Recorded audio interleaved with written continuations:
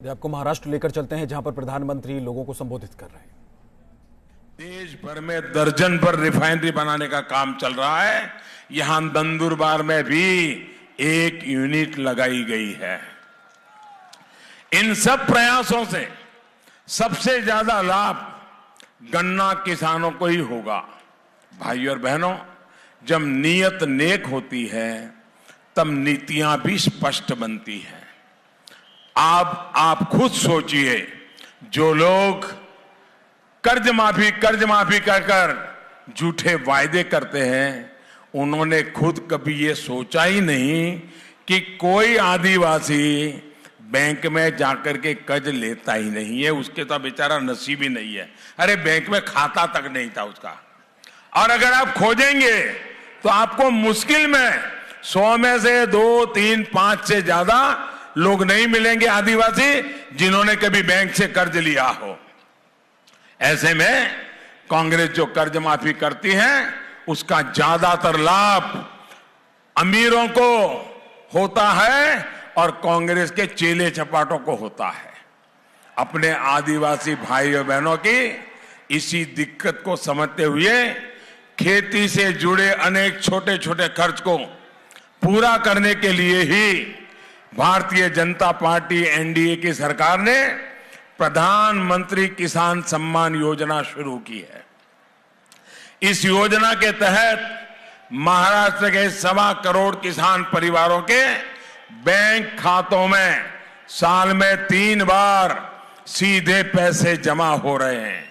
जिनके खाते में अभी तक पैसे नहीं पहुंचे हैं, उनको बहुत ही जल्द पहुंच जाएंगे। अब तो हमने बहुत बड़ा संकल्प लिया है।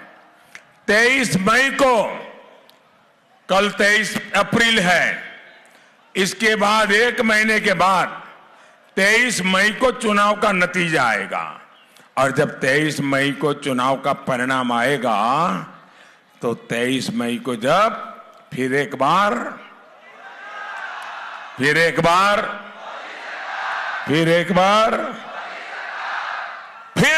जब मोदी सरकार बन जाएगी तो हम अभी जो हमने 5 एकड़ का नियम बनाया है उसको भी हटा करके सभी किसानों को इसका फायदा देंगे।